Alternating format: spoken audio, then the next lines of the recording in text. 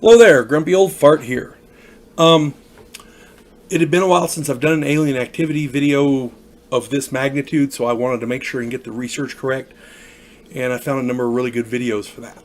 So, evidently, after the Berlin Wall came down, the Cold War ended, and UFO documents and information from behind the Iron Curtain began to kind of sift out of Russia.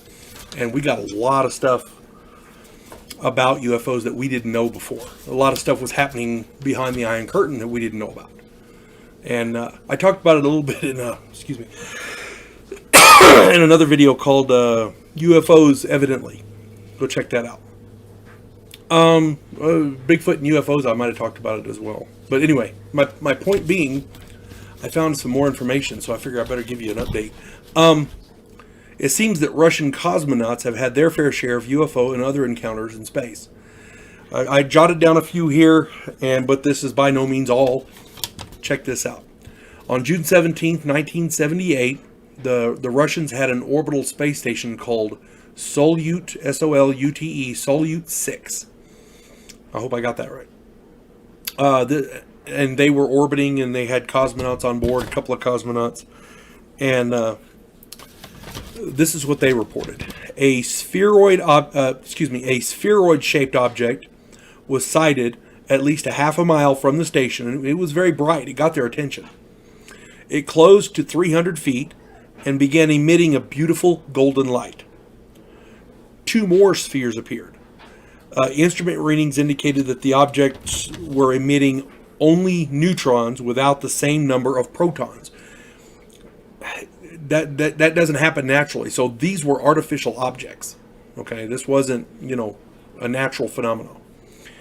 May of 1981, same space station, Solyut 6, with the same pilot, I might add. Excuse me. An alien spaceship flew in tandem with Solyut 6 for 2 days. As it orbited, the vessel stayed with them. The pilot tried to communicate with the object with lights using Morse code and radio, but there was no reply. At one point, alien beings left the object and surrounded the station for a close encounter. Excuse me.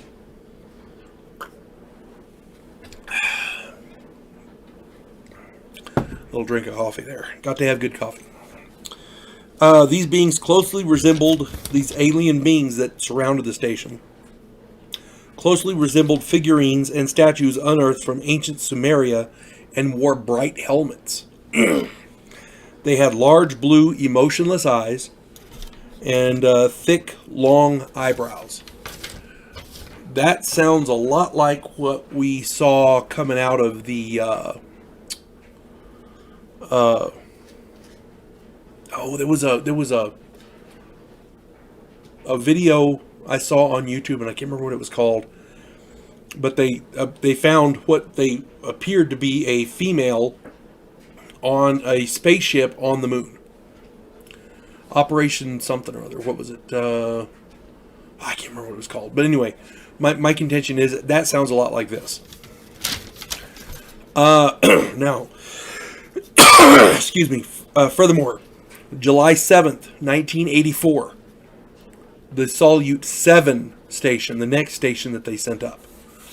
Cosmonauts witnessed an orange... This is the biggest one of the bunch, so I saved it for last. Not only was it chronologically last, but it's the one that you received the most feedback from the ground stations. This is on July 7th, 1984, Solyut 7. Three cosmonauts witnessed an orange mist engulf and then permeate the station. The bright light momentarily blinded the three cosmonauts. When their vision returned, they looked out the porthole and saw a group of 7 80 feet tall celestial beings. Each of them had a 700-foot wingspan. These things were huge. These beings were huge. They were humanoids with a halo-like glow around their heads. One of the cosmonauts coined the phrase "space angels." So, These angels kept pace. These angels kept pace with Salyut 7 for 10 minutes and then disappeared. 2 weeks later, same station, 3 other cosmonauts joined the first 3, and the 6 cosmonauts witnessed similar events. They had the warm orange light with mist, celestial angelic beings the size of airliners, and these beings were smiling. They weren't hostile. The cosmonauts had feelings of peace and calm. So whatever these beings were, they were not hostile. They were not malevolent. They were, I don't know about the benevolent, but they weren't malevolent. I got one more thing I want to talk about here. And keep in mind, because you had 3 witness it and then 3 more joined and they all witnessed it, that shoots down the whole shared hallucination thing. Okay? Now, I got one more that I want to talk about. Excuse me. In March of 1993, on the Mir space station, a cosmonaut filmed a glittering cigar-shaped UFO hovering around the station for 2 minutes. This was during some kind of a docking procedure that they were doing. And that film, if you've not seen it, is spectacular. It is brilliant. It's almost like the craft was posing for the camera. You get really good shots of it. There are many other examples of cosmonauts seeing these things in space. Astronauts and cosmonauts, and I want to mention this too because it's very, very important.